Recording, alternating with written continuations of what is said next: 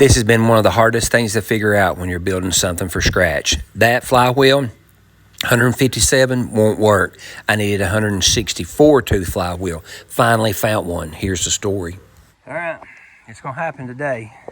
Good, bad, or ugly, so cross your fingers and throw one up for me because we're fixing to try it. Gas, forgot gas, had to run and get the gas. Got the gas in it, got the water in it.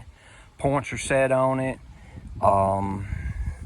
Over here on this side, we got the battery box mounted on it, got a battery in it, got the push button starter here, got the solenoid on it.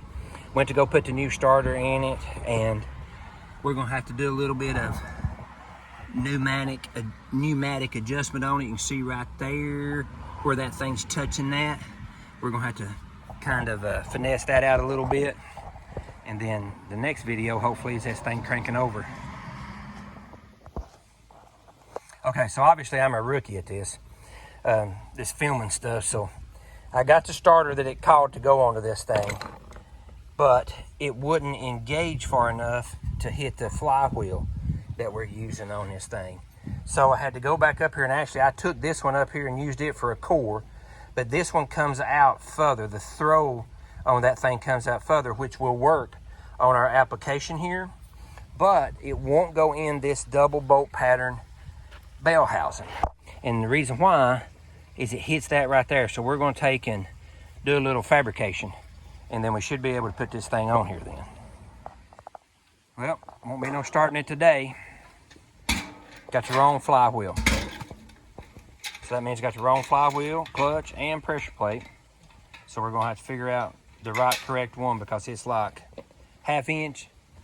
Probably needs to be an inch bigger flywheel. Probably 3/8 offset. Yeah, something like that. Yeah, inch bigger diameter and offset 3/8 of an inch. Inch bigger diameter flywheel. So, all right.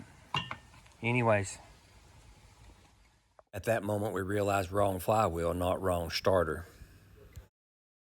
Fast forward several months and we've got it figured out. Now, on to the next issue.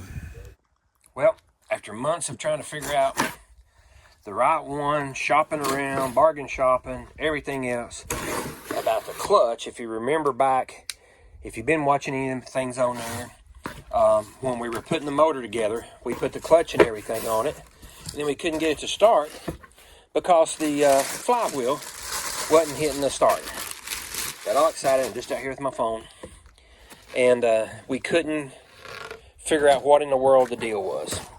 Well, come to find out, we had the wrong. We needed a 164 tooth flywheel, and I had a 157 tooth flywheel.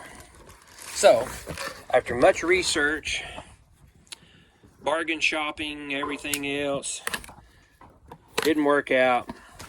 So, ended up ordered a new one, and we're hoping that we got the new one.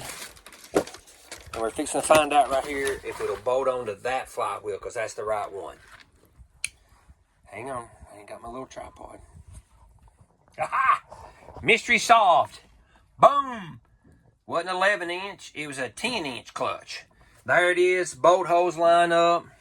One more thing marked off the list on project, recreate my first car. And that fits on there too, I can't hold it and everything. So, there's the clutch. All that looks good. Shoot, yeah, baby. Now, that is one thing off the list. I'm so tickled. So glad I've got this clutch issue resolved. Now, we're on to the next issue with figuring out a cam to go in the motor that wiped out after about an hour of running.